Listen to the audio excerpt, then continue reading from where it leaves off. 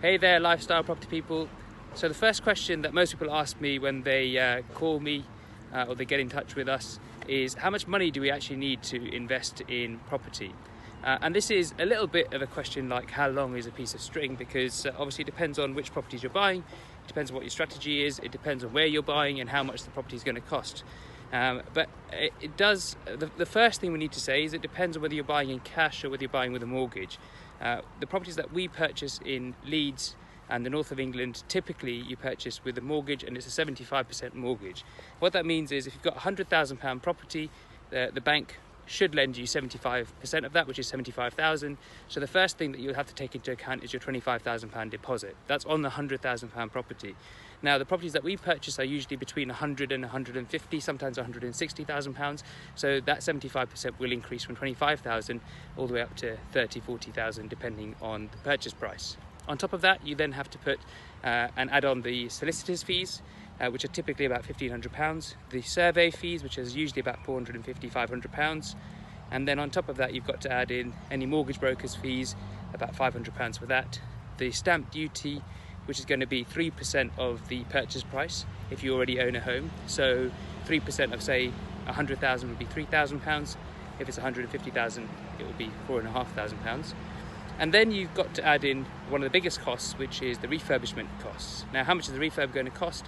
Well, that really depends on each property. So depending on how much the refurb is going to cost, you obviously want to have a little bit of contingency as well. So let's say it's a £10,000 refurb, always good to have an extra £1,000 just in case. Maybe some project management, if there is project management to be included. And then finally, of course, we have our fees as well, which vary depending on the package that you signed up for. So in total, if you're looking to purchase a property with us in the north of England, then we're looking at between £55,000 and £65,000. Now, it could be a bit lower, it could be a bit higher. It all depends on the property that we find at that particular moment in time. And because we've got a waiting list, people sign up to our service 6 months, 12 months in advance, and as a result the prices of properties in 6 months time or 12 months time may vary a little bit from what they are right now. There could also be other fees that come into play. So for example, when the government switched the financing rules around mortgage relief, we then had to pay extra fees to the solicitor to buy properties in limited company. There might also be other fees that you've got to pay to the lender. There've got to be a few other fees that you might have to pay to the gas and electric board and also the water board for the time that you're holding the property.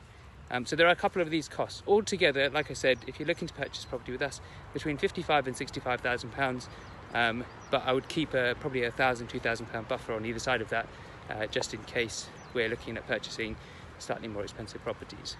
Hope that helps you, and look forward to speaking to you soon. Cheers, bye-bye.